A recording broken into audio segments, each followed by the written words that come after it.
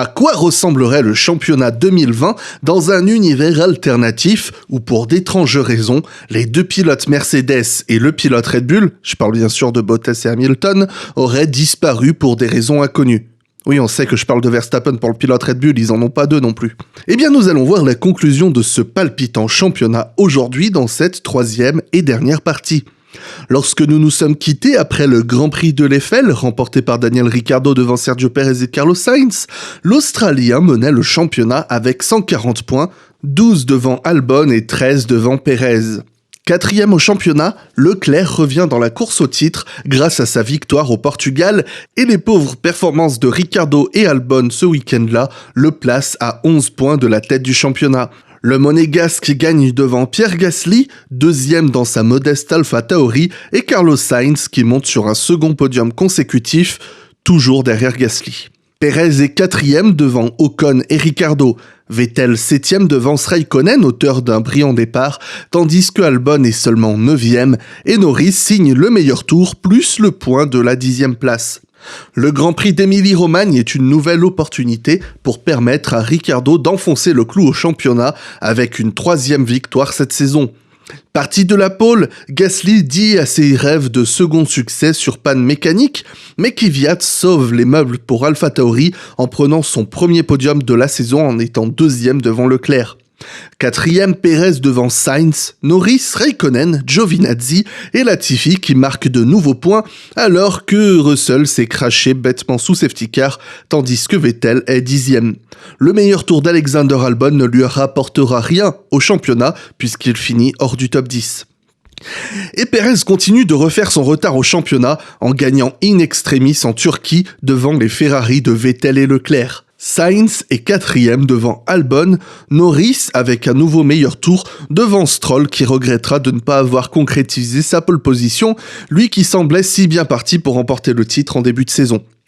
Ricciardo quant à lui est huitième devant Ocon et Kvyat. Le Mexicain aurait pu s'envoler au championnat au Grand Prix de Bahreïn, mais il perd la course à 3 tours de la fin sur panne mécanique et offre la victoire à Alexander Albon, qui gagne son 3e Grand Prix devant les McLaren de Norris et Sainz. Gasly est 4e devant Ricciardo qui se console avec le meilleur tour en course. Ocon est 6e devant Leclerc, Kvyat, Russell qui renoue avec les points et Vettel. Le petit George disparaît étrangement au Grand Prix de Sakir la semaine suivante pour une affaire de remplacement dans une équipe imaginaire, une drôle d'affaire, me demandez pas, j'ai rien compris. Bref, Pérez obtient vengeance en gagnant cette fois-ci et en remontant tout le peloton depuis la dernière place et gagne en menant Ocon et Stroll. Oui, je sais, ce championnat n'a aucun sens. Sainz est 4e devant Albon et Kvyat, Norris, Gasly et Vettel. Checo aura face à lui le plus gros challenge de sa carrière pour la dernière manche à Abu Dhabi. Menant le championnat avec 202 points, il a 4 points d'avance sur Ricciardo et il s'élancera de la dernière place suite à un changement moteur. Derrière eux au championnat, Albon et Leclerc sont à égalité à 173 points, trop loin pour jouer le titre mais peuvent espérer toujours la 3e place du championnat. Malheureusement, Checo dira adieu à ses chances de défendre sa première place dans les premières boucles. Albon remporte le 4e Grand Prix de sa carrière sur une très belle fin de saison devant une nouvelle fois les McLaren de Norris et Sainz. Mais tous les yeux sont braqués sur la 4e place. En signant le meilleur tour, Daniel Ricciardo franchit le drapeau à damier et devient le champion du monde 2020 dans les plus absurdes circonstances. Il devance Pierre Gasly, Esteban Ocon, Lance Stroll, Daniel Kvyat, Kimi Raikkonen et Charles Leclerc marquent le dernier point de cette saison. Premier champion depuis Alan Jones en 1980, Ricciardo est le 2e pilote sacré pour Renault, l'autre étant son remplaçant pour 2021. Il gagne le championnat avec 211 points, 7 devant Pérez et 13 devant Albon. Leclerc pourra peut-être se vanter d'avoir surclassé sa Ferrari avec 4 victoires et sa 4e place au championnat. Il devance les 2 McLaren de Norris et Sainz à égalité parfaite de points, mais Norris devance son coéquipier puisqu'il a plus de 2e place que lui. Stroll est 7e du championnat, battant tout juste Pierre Gasly pour pas grand chose. Ça aurait été vraiment bête pour lui de terminer derrière une Alpha Tauri quand son équipier finit 2e du championnat. Esteban Ocon se sentira peut-être encore plus bête que Stroll de finir si loin de son coéquipier en finissant derrière Gasly mais tout juste devant Kvyat, très loin du reste du peloton.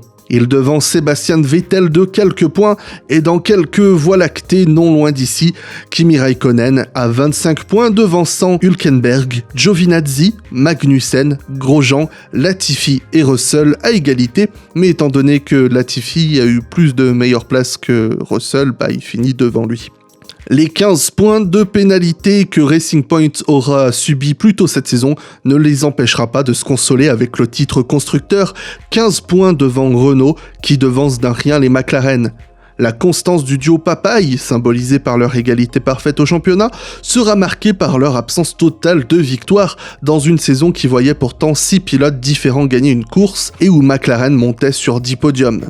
Ferrari est très loin derrière en 4e place, devançant AlphaTauri qui pourra se féliciter d'avoir réussi pour la première fois depuis 2008 de battre l'écurie mère de Red Bull à 198 points. Faudra vraiment qu'ils embauchent un deuxième pilote. Alfa Romeo est 8e et Haas bat de quelques points les Williams qui devront se contenter d'une nouvelle fois de la dernière position du championnat.